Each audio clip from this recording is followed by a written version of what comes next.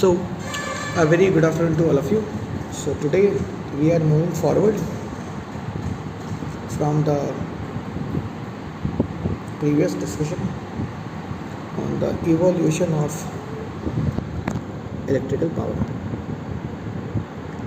So, let's move forward. What is all about electrical power? We have discussed till Nikola Tesla, that Nikola Tesla presented papers on two-phase AC induction and synchronous motors. Okay. After that, the transmission line was established in United States. It was the first transmission line, okay, AC transmission line, which was established in Oregon City to Portland. And just look at the voltage. This is a very important feature. That first the voltage was 200 kV, 2400 volts DC, 2400 volt DC. Now it is 4 kV. So from 2.4 kVs to 4 kVs. This is a very big change. Now first three-phase AC transmission line in Germany was established. Okay, and this is why the Germans are way ahead in terms of technology. It has 12 kV at 179 kilometers. Yes, this was the voltage. After that, further development was observed. It was in United States in California that three-phase AC transmission line was made to function proper in California, United States.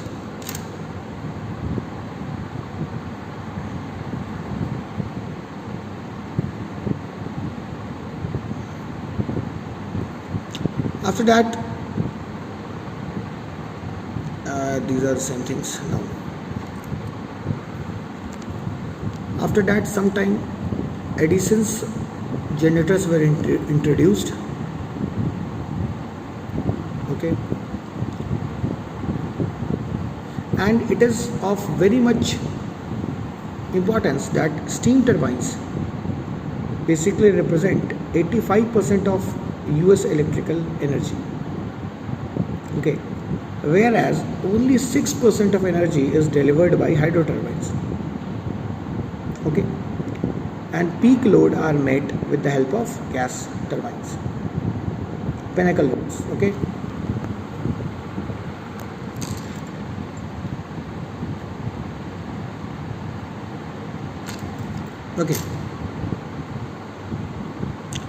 steam plants are basically run with the help of coal, uranium, oil and gas. As we have already discussed in labs, that basically the generation part remains the same. Only the part that is responsible for the movement of the machine changes. Yes, that's a fact. For example, in many cases it can be coal. The water can be obtained from coal. Okay, by burning the coal, the water is converted into steam. Similarly, the heat can be obtained by burning oil. Okay, so basically these are methods of obtaining heat.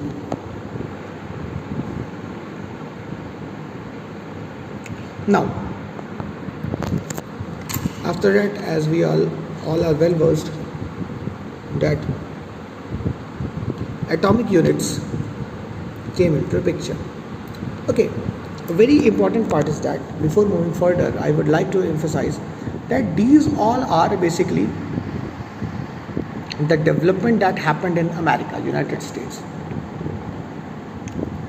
I would like to shed your lights on the development or the distribution system which happened in our country, in India. So just for a moment I will discuss this thing.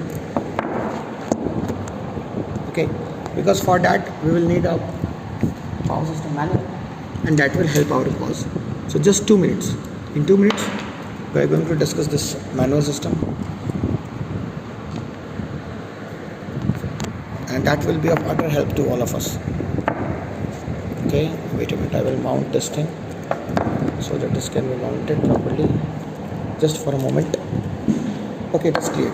It is clear. It is clear. And yes, wait a minute. Yes, it is.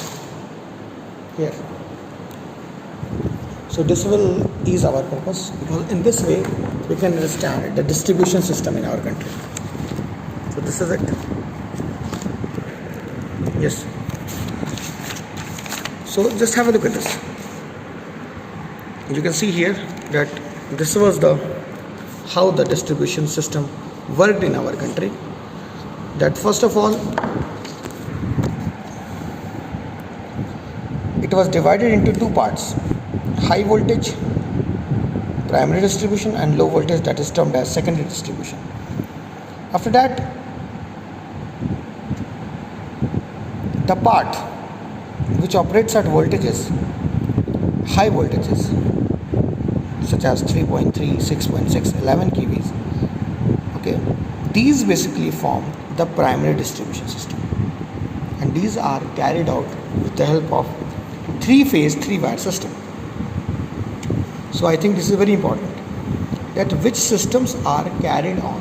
This might be a very important question, because generally what we know is that in our homes the load is 3-phase 3-wire, a 3-phase 4-wire, but in this case it is 3-phase 3-wire system. Okay, now substations play a very important role. So the areas in which having the load requirement of 5 MVAs, the substation rating is 33 upon 11 kVs. Okay, whereas in areas where the load demand is 1 to 2 MVA, okay, because each feeder, okay, for example, if we have 3 to 4 feeders, then the maximum threshold of each feeder is 2 MVA. Okay, so now if you know that it is, take for example 1.4, 1.5, so it will be 1.5 into 4 up to 6 MVA the load can be tolerated. This is a tolerance, and in this way the evaluation, this thing leads to development of further feeders. Okay, now have a look at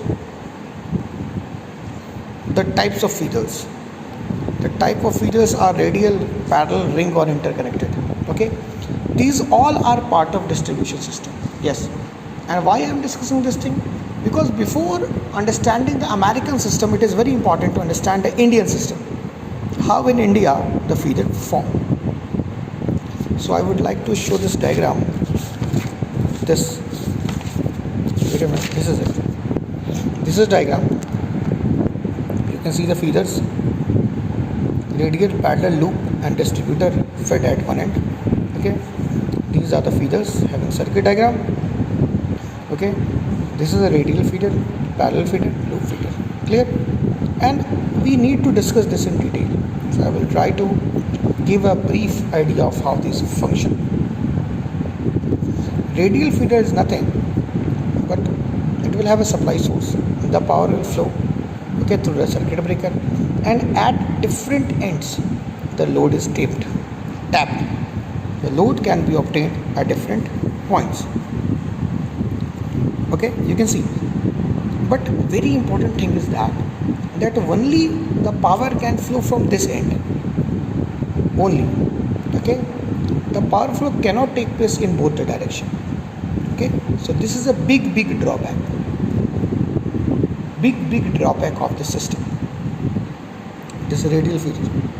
So I would like to again emphasize that till this point we have discussed the American system, how the evolution happened in America, and now we are discussing about the evolution of distribution systems in India. I will discuss more on this on the upcoming lectures. Thank you and have a fantastic day.